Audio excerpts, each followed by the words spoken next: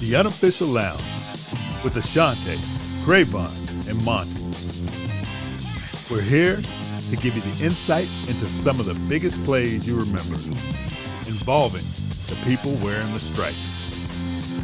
We look at the grit it takes to become an official while exploring the history of officiating with the people who made it. It's more than black and white. Right. Recording on both sides.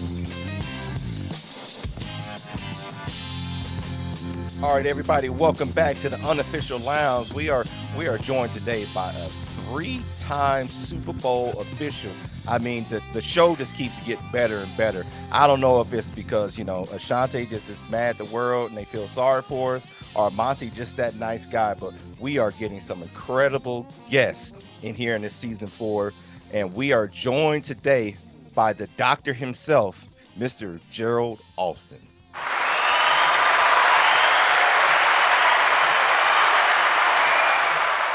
Thank you very much. Glad to be here. So, Mr. Austin, as we ask everybody that comes onto the show, how did you get started in officiating? Well, for me, it started in the 10th grade. High school basketball coach wanted officials to volunteer and do 7th and 8th grade games. 6 of us volunteered and 3 of us ended up becoming college officials. And I was fortunate enough to go on to the NFL. So I did basketball and football for a lot of years. But as I can tell you, I did baseball also on the high school level. And when I was in the Navy, I even refereed a ping pong tournament. There's nothing like refereeing a bunch of drunk sailors in a ping pong tournament. So were you more of refereeing the ping pong tournaments or the fights in between? I tried to stay away from the fights. Understood. So you started out in the 10th grade officiating. So when did you recognize that it was more beyond the high school and so, college pros, that it was available at, the football level or basketball level for you? Well, I knew the first basketball game I did at 7th and 8th grade. I knew then that I enjoyed being out there blowing the whistle. I don't know what that says about a person that wants to blow a whistle. As something about wanting to be in charge, because I know there was a study done, and that was the major characteristic of officials, regardless of what position you worked or what sport it was. But those 7th and 8th graders couldn't talk back. And well, back during that time, you didn't talk back to anybody. You listened. Yeah. And it has changed somewhat. just a little bit now, just a little bit. So prior to you getting into the NFL, you were in the ACC, correct? Yes. How long were you? 9 years. 9 years. Okay. And was all that time at referee, or did you work side judge, field judge? I worked side judge. I never worked as a referee in the ACC. I did some small college on my off weeks as a white hat, but not in the ACC. I was 8 years. I was a side judge, and then the 9th year, I was a line judge. And I asked the coordinator why he's put me a line judge. He says, because that's where I want you to work. There you go. Pretty simple. But I later found out that the NFL had contacted him and wanted to see me on the line of scrimmage. So how was it getting into college ball back in those days? Like, was you had to go to scrimmages, or someone had to? They had freshman ball then. Okay. And what you tried to do is get on the freshman staff. I did 3 years on the ACC freshman staff. Okay. Each each high school booking agent in North Carolina was contacted and asked to recommend 3 people that were under the age of 30 or under. And so my booking agent recommended me and 2 others. And 2 of us ended up being college officials. Okay. So you're a booking agent. That's you had like a talent scout looking out back in them days? Well, the booking agent is what the local assigner was called in North Carolina. He was called a booking agent. He booked the games for the high schools, but he was certified by the state high school association. Oh, so he had to get his cut. Everybody paid $15 to get assigned ball games. Wow. 15 for the year? Yeah. Oh, okay. Oh, that's not bad. Oh, that's not bad at all. Well, no. Well, You have to ask, what were your game fees at that time? Oh, well, if you were at the lowest level in high school, it was $10. It's 10, 12, or 15. That's not bad. so you gave up a game check to get assigned, pretty much. Yeah. Okay. So which was your best sport that you liked to officiate back during that time period, basketball or football? I always loved basketball. Okay. I never thought about the NBA as a college official. At one time, I was working 4 or 5 different college conferences like they do now. Some college officials work there almost every night. I know one year I worked 66 college basketball games. Wow. Now how, because you have a background in education, how did that affect your work life, your day-to-day work life, working that many ball games?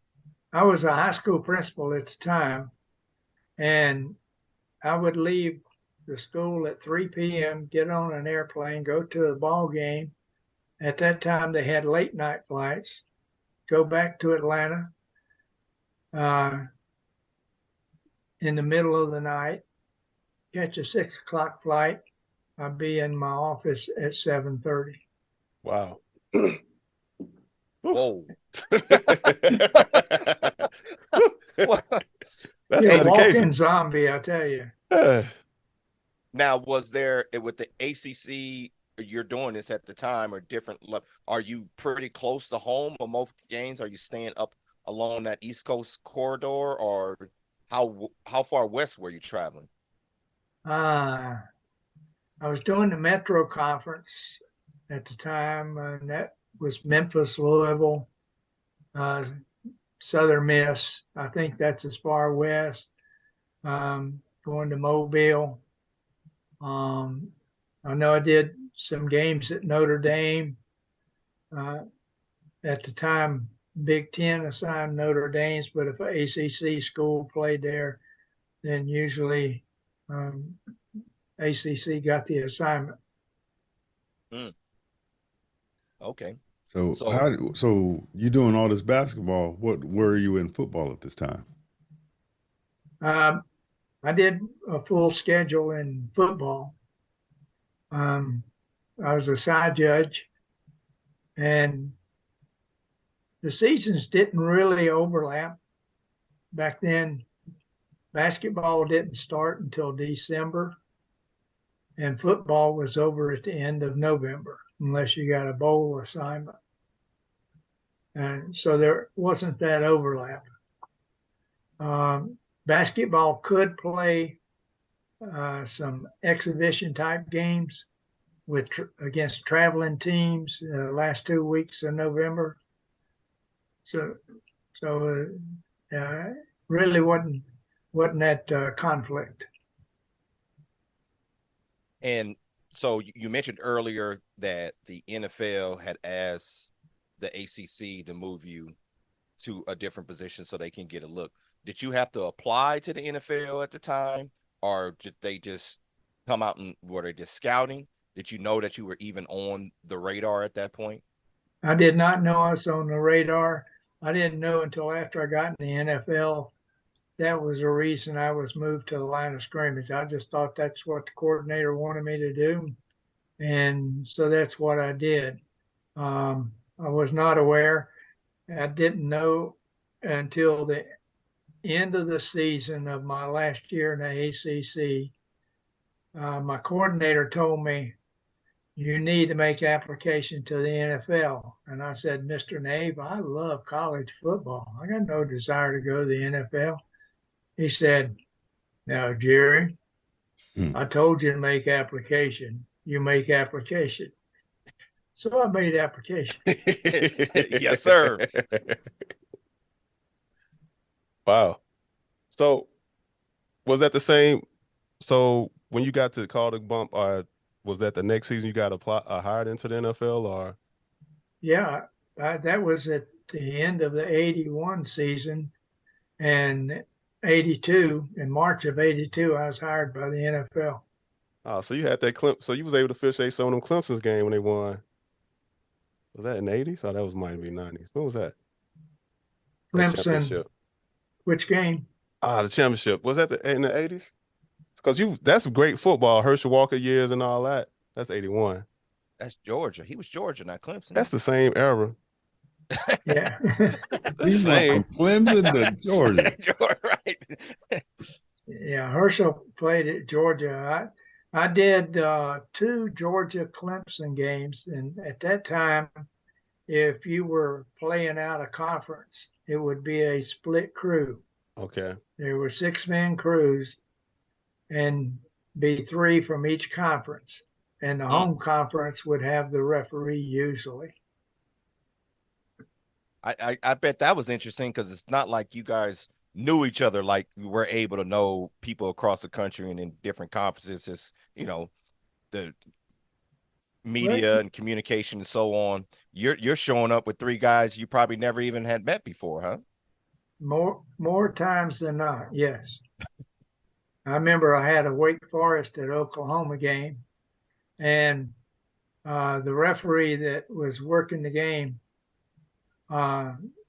said, all right, guys, let me tell you, if Oklahoma scores, go to the sideline and look out for the wagon. Because they had that Sooner wagon pulled by a team of horses, and there wasn't anything stopping or redirecting it. Oh, they was bringing the horse. They was bringing the boomer schooner on after the score? Yeah, that thing come out of the end zone, go all the way down one sideline, back up the other sideline, and then out the tunnel. Now they only allowed to do it at halftime, right? Pre-game and in halftime. I don't think they could do it after every score nowadays. I don't think so, yeah. Yeah. It's like in Denver, you had to look out for the horse once you got in the NFL. I don't believe they do that except in pre-game now.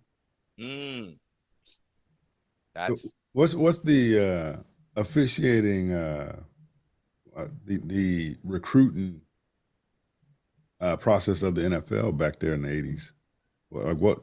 Because it sounds like they found you and wanted you to move, but what was their they had former officials that were scouts.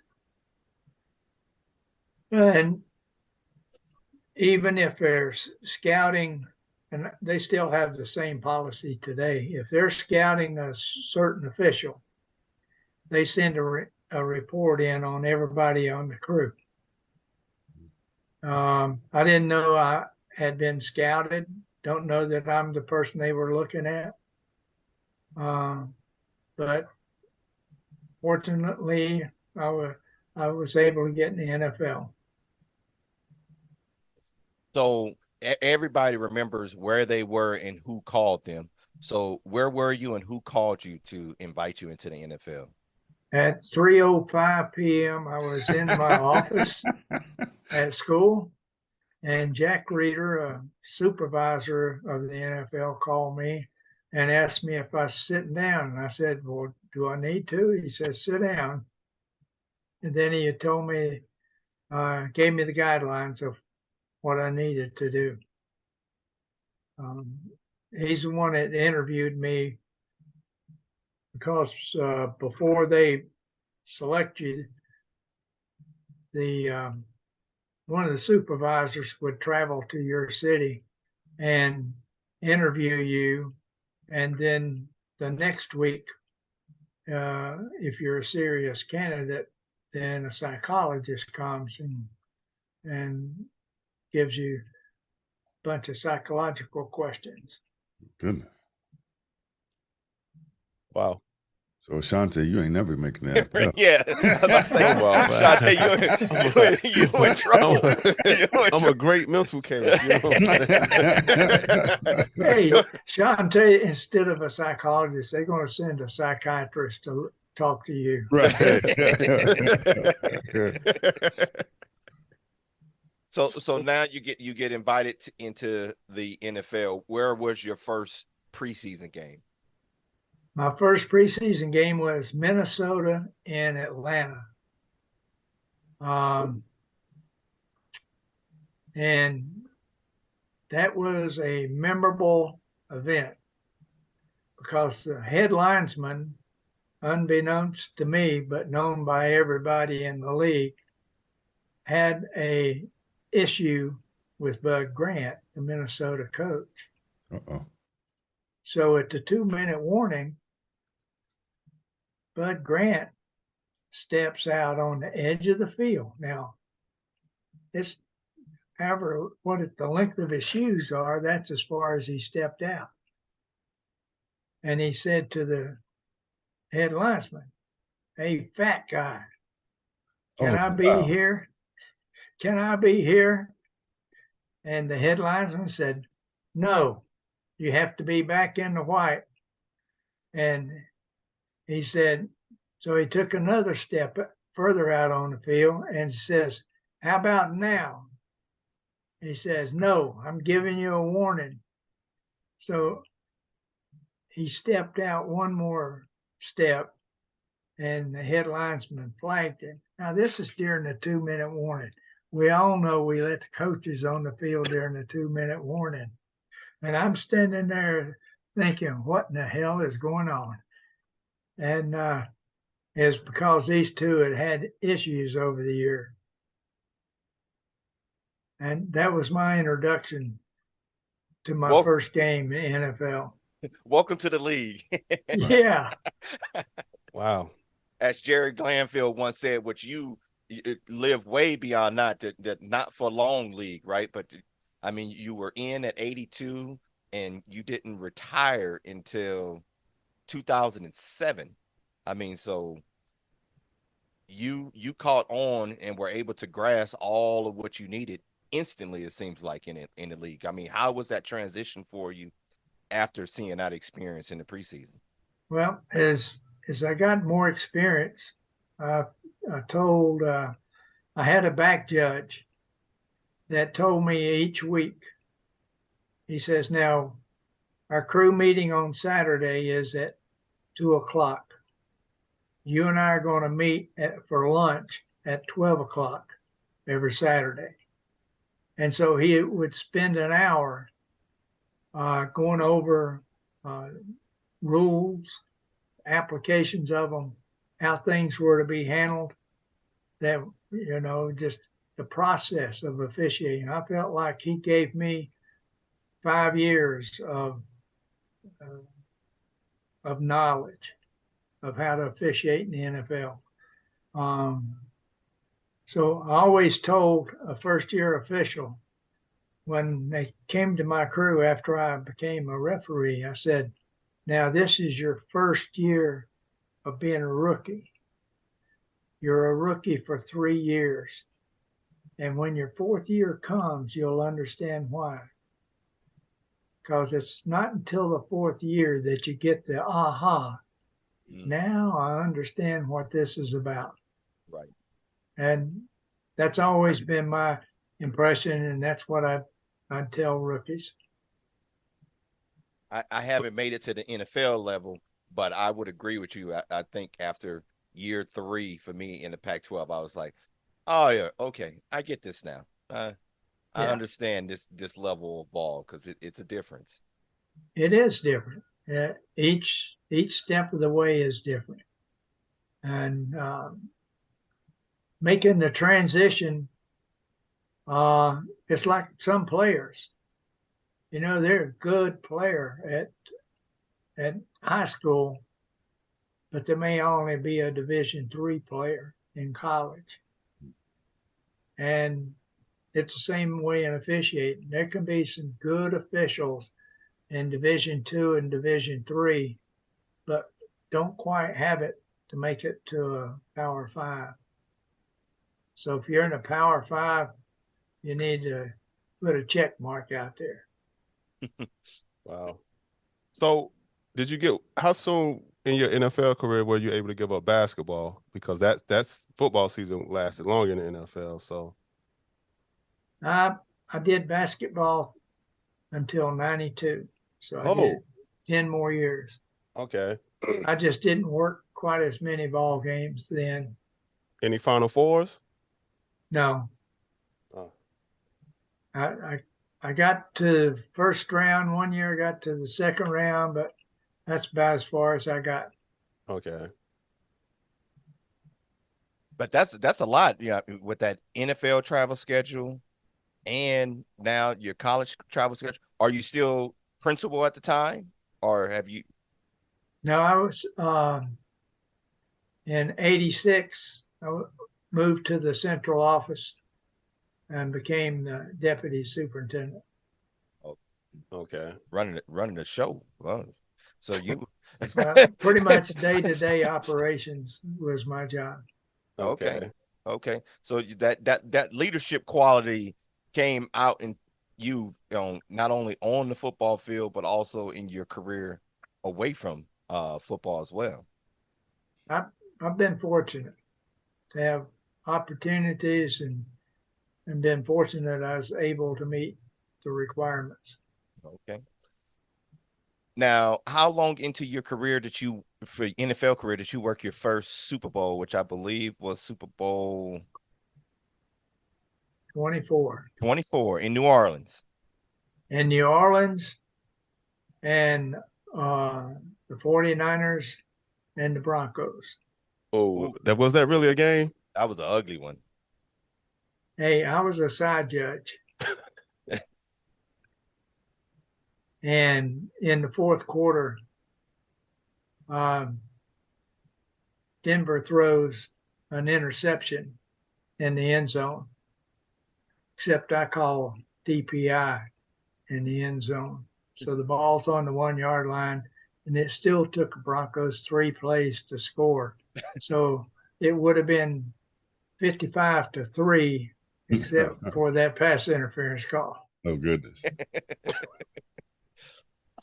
But how was that experience? I mean, The you're glitz, the at glamour. the game of the game. Joe Montana, they're coming back for this was their second one in a row, right? This was because they had won a year before. Now they come back. You have John Elway. I mean, it was an electric scene building up to until the ball was kicked off, correct? Yeah, it's a real circus. And I think that's appropriate because when you get there on Thursday, and then you go to a dinner that involves everybody related to officiating on Thursday. Then Friday is I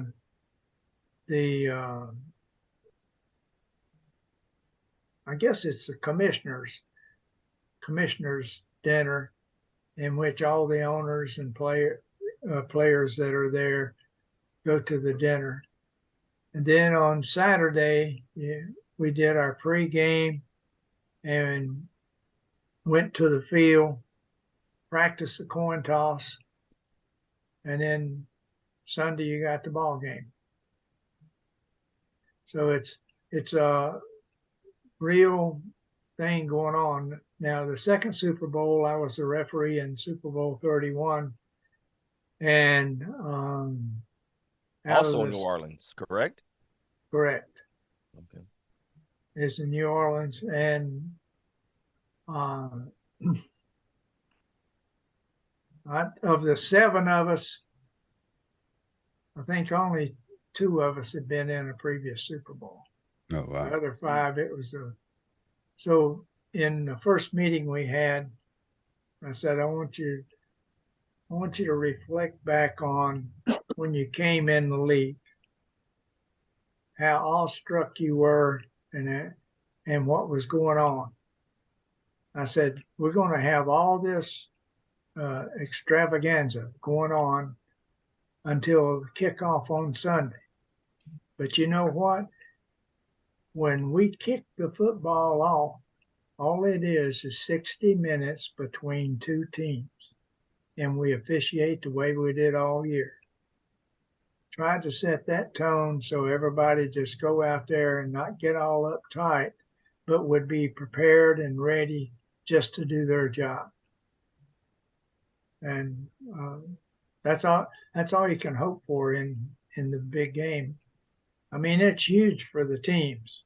Right. And it's fortunate for an official that you've been assigned the game. Mm-hmm. But you got to treat it just like you would any other football game. So how prepared were you for the coin toss? Because that's the main thing. There's been more coin tosses screwed up. But I'll tell you about my first one as a referee. We're going to do the coin toss. And the honorary captains are previous coaches that had won a Super Bowl in New Orleans. Oh wow. And it was Tom Landry, Mike Ditka,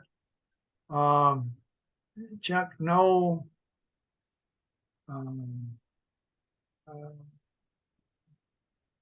George Seifert, and Hank Stram.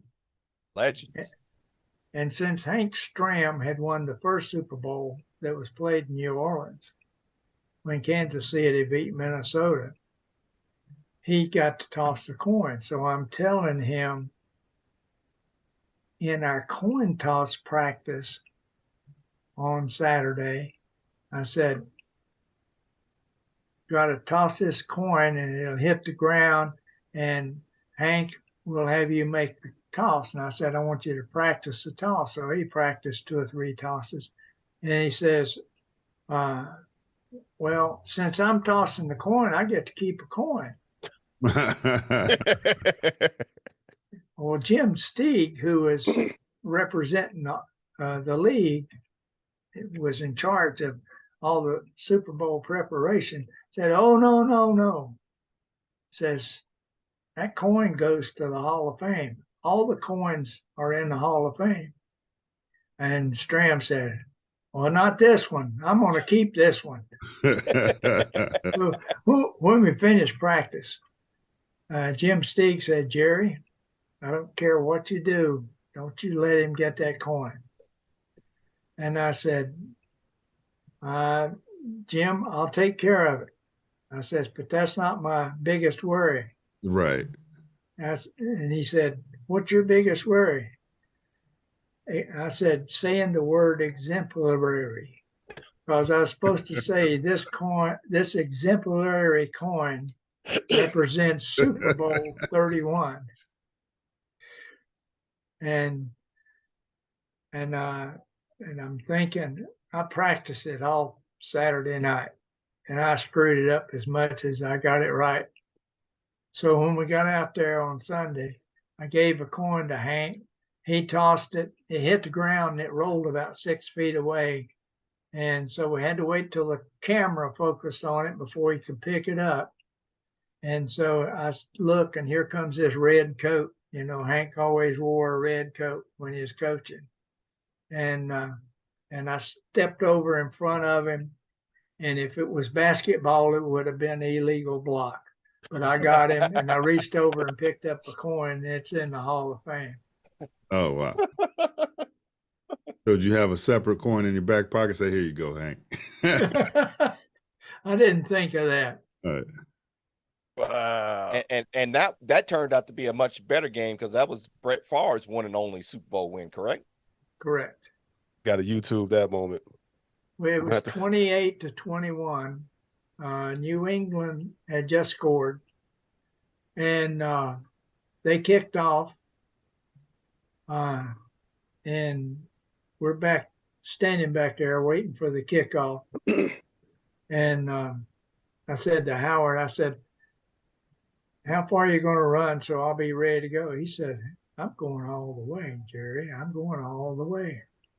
And he took that kickoff, remember, and went all the way. And they made him the MVP for one kickoff return. That was Desmond Howard's like highlight of his NFL career. I mean, he had an amazing college career, of course, but that was his highlight in the NFL. Yes, it was. So you had a game that I wanted to talk about. It was a Buffalo game in the playoffs in '93. Yeah. What was your thoughts as you watching this tide turn? Well, Houston could do no wrong. It seemed like they were scoring at will. And I believe it's 35-3 at halftime. And we go in the locker room, and in there, I said, look, we got to keep this game under control. With this disparity in the score, it may get antsy out there. So let's keep it under control. So we come out, and Houston kicks a field goal, makes it 38-3, I believe is the right score, but that was their last score. And Buffalo, Frank Reich, who just is the coach at the Carolina Panthers now, he brought them back, and they tied the score there in the latter part of the fourth quarter. And so we did the coin toss for overtime. Houston won the coin toss, elected to receive, of course, and they made a couple of first downs, but then Warren Moon threw a pass to Hayward Jeffries, and Jeffries is in the middle of the field, gets hit, fumbles the ball, and New England picks it up and runs a few plays, kicks a field goal, and it's over. And it just seemed like once the tide turned there in the third quarter, is like Buffalo was like Houston was the first half. They couldn't do anything wrong. Everything worked. And I know you've been in some ball games like that where one team gets ahead quickly. Yeah, that energy. And then they kind of let down. Yeah. Yeah, the only problem with that game was what was the temperature, about 15 degrees at the time? It was cold. But, you know, it was Buffalo. And all you had to do is look in the stands, and all those crazy Buffalo fans up there without any shirts on. A lot of nipple frostbite. Oh, yeah. That's awesome. What was your favorite position, or what was your favorite Super Bowl, working as the R or being able to work on the side? Like, which one gave you the most joy? I think every game I ever worked, I enjoyed. But being an R, I felt like I was in my natural habitat, even though I had not been a major college referee. But it seemed to be my job. So you finally get one, huh, Monty? Finally. So he's got an exemplary career. So I'm not even gonna try to say it. I'm not either. You know, everybody's been talking about, me moving to the white hat, and my scariest moment right now, I'm fearing, is the first coin toss. And so I hope I don't have to say no exemplary, because I'm gonna mess something up. I think it's kind of tough on a college referee now, what you've got to say to the winning coin toss as to whether you want to receive or Defer. It's 5 different options. I'm getting them in the locker room. I'm asking the coach. We already just gonna know, just so I can't mess something up. Don't let them kick twice. I know that. We both want to defer. What you gonna do? Right. Right. well, the not letting them do it happened in one of our Conference USA games. Ooh. And the rule was changed the next year to about the deferring. And that was when the coach told the referee he wanted to receive if he won the toss. And because he didn't defer at that time. And they won the toss. And the captain says, we want to kick in that direction. And the referee said, you won the toss. Yes, and we want to kick in that direction. So they kicked twice. Oh, Ooh. oh goodness. Yeah. So the rules committee the next year came back with, you can defer. And the coordinators at our winter meeting, we decided we get that decision from the coach in the locker room, and we'll let the captain say what he wants to say, but we're going to do what the coach tells us. Exactly. Wow. So, Mr. Austin, as you are in the NFL, you become one of the, NFL referees become their own personalities. You're a figurehead. You know, it's a big ball game when your crew was showing up and talking to guys that have worked with you on the field. They knew if they were assigned to your crew, they were getting the big games every single year. How was that, just making sure that you were able to just continue to bring up the younger officials? Because just me getting to know people around the country that's worked with you, it seemed like you always, once you became a referee, you've always had, the newbies on your crew that they went to the doctor and got all fixed up. Well, I had newbies, and I had those that looks like their career might be over. I had reclamation projects also. Let me say this to you now that I was going to say to you later at another time. Being a crew chief is the most important job of a white hat. Getting to know all your people, understanding them, having activities that you're going to do. One year, everybody on the crew played golf. So we go in a day early and play golf. And that would bring us together as a crew. You want activities that'll bring you together as a crew. But for a first year white hat, the most important thing is getting a process. The process of running the ball game. That's more important than anything else the first year. Get that process down so there's a ta-da, ta-da, ta-da, ta-da. There's a flow to it. And you try to avoid any disruptions in the flow. And that will be the important thing, Trayvon, for you to do, is to get that flow established, get it established as early as you can. And know what it is before you get to that first game. Know what it is when you get to that scrimmage in August. Right. And establish it then so that when you get to the first game, you'll be ready. That's a gem, Monty. We can't get any sound effects on that? Like, what are we doing over there? I was reading Mr. Austin. I'm seeing a picture of him standing with Reggie White.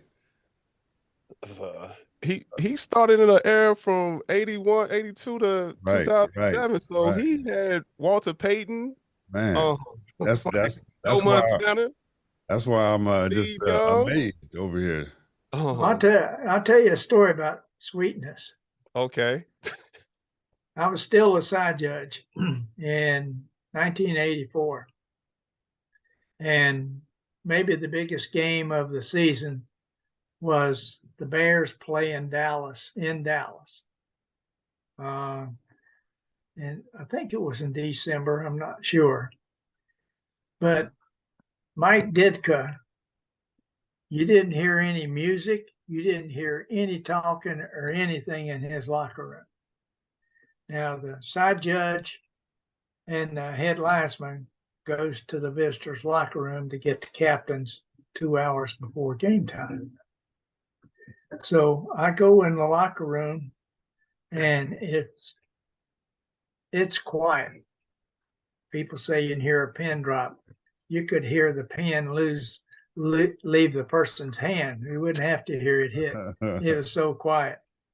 But then all of a sudden, there was a scream in the locker room. And the scream was me because Walter pinched me on the butt.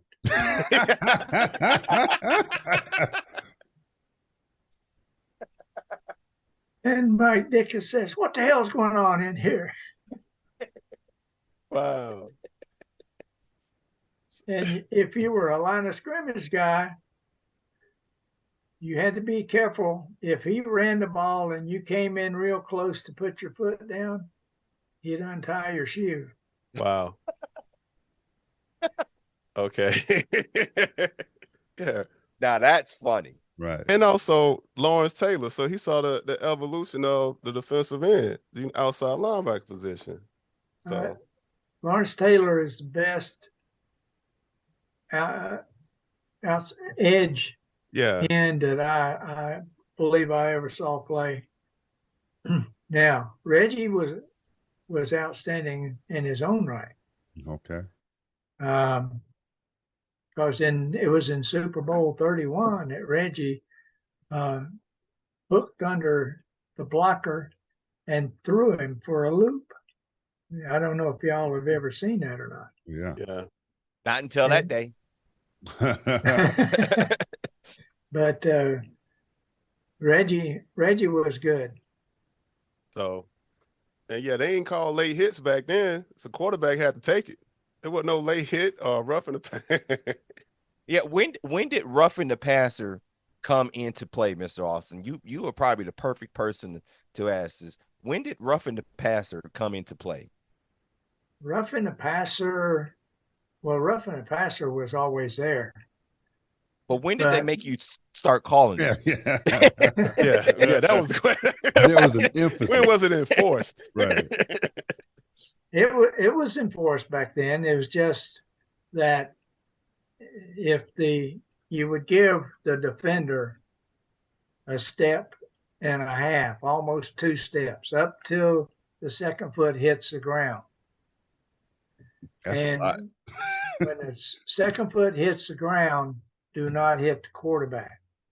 The one thing that changed was back then, if you were not late and your helmet went up under the chin, that was not a foul.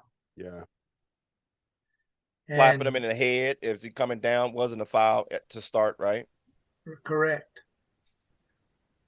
It was not. So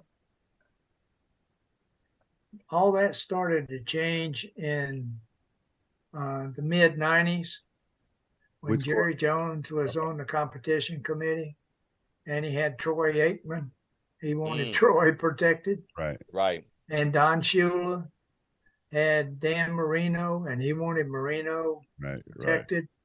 Then there started being stricter on roughing the passer. And then when the quarterback at Cincinnati got his knee all blown out on a low hit below the knee, then the next year that became a rule that a low hit below the knee, even though you're not late, if it's hit with force, then that was a foul. Jones said the league is paying too much money to these quarterbacks. and we cannot have them injured. Yeah. Well, if you look now, look at the strict rules about quarterback injuries. Mm-hmm. How many quarterbacks played every game last year? Yeah, very few. They still a lot of injuries because Right, they're very vulnerable. They're right. in the passing mode. They're very vulnerable. Now you highlighted some of the great players that you have seen, but is there a player that just every time you saw that player just stood out to you in your career? Well, I thought Joe Montana was that way. He was not a big man in stature or physique, and he would stand there until the last second and take a blow because he was going to complete the pass. And I thought he was the best I had seen at that time. Brett Favre was good. I remember one time in Chicago, I got Green Bay at Chicago, and we're in the first half, and he's already thrown 4 interceptions. And I said, Brett, where are you throwing the ball? He says, I'm going to keep throwing it until we win the game. And they ended up winning the ball game. Wow. And he had 5 interceptions before it was over. I think when he retired with the most interceptions in NFL history. I mean, he was top in interception and towards the top in touchdowns as well. Yeah. He didn't mind throwing an interception because he believed they'd come back and win anyway. Jerry Rice, there was no comparison to Jerry Rice. Now, but because you had to experience him as a side judge too, being back there. So when he wasn't the fastest in the world, right? Was he up on top of you quickly, or was he was pretty fast? Okay, but he ran great routes. There was a quarterback a receiver that was as slow as anybody, but he had the record for receptions, and that was Steve Largent. Steve Largent, yeah. But why did he have so many receptions if he wasn't that fast? Because he ran his routes exact, and the quarterback knew he could throw to the spot, and Steve would be there. Okay. Well, Jerry Rice was the same way, except they threw deeper to him than what they did to Largent. Oh, you officiated through, I think, in my opinion, because that was my childhood and growing up and falling in love with the game. That was like the peak era of football, because you still had that old school vibe. Because they wore knickers. but just the sport itself, it was rough and tough. You still had the big shoulder pads. The quarterbacks had to stand in there and get hit, and you didn't quite get. Well, nobody running out of bounds or sliding, huh? Right, exactly. They didn't even know what a slide was unless it's muddy. Well, in the turf, it was carpet over concrete. Or if you were lucky, it was asphalt. Yeah, wow. There were 3 stadiums built on the same design: Philadelphia, Pittsburgh, and Cincinnati. And all 3 had baseball played on that field. Right. And where the bases were was a piece of plywood with a carpet on top of it. The rest of that field, now where the infield was, then it was just carpet. And you'd see dust coming through sometimes. But where the outfield was, and it was asphalt under that carpet. Oof. And your legs would really be sore after you worked a game in those 3 stadiums. Wow. Now you also got to officiate in what at one point in time was called the 8th wonder of the world, the Astrodome. How was that?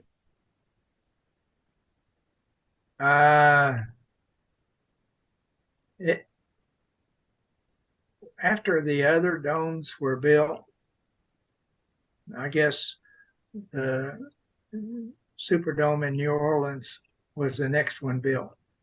There was no comparison because you could have fit the Astrodome inside of it. But the Astrodome also, they had all kind of events that went on in there, and it was just hard dirt underneath the concrete, underneath the carpet, because none of them had the cushion carpet with the pebbles that you see now. They all was just a thin sheet of carpet that was durable and could stand all those cleats and things running over. Wow. So that was they had to make sure they had the dirt ready for the monster truck race the next day. Yes, or the rodeo. The next time you're traveling up the picturesque Pacific Coast Highway, join us for happy hour at PCH Street Salon and Wine Lounge. The heart of the Pacific Coast Highway is in Lompoc, California. Thank you for listening to this episode. Remember to please like and subscribe, as the Unofficial Lounge is available on all your podcast streaming outlets, including Apple, Google, Spotify, and Anchor. We look forward to you joining us next time in the Unofficial Lounge.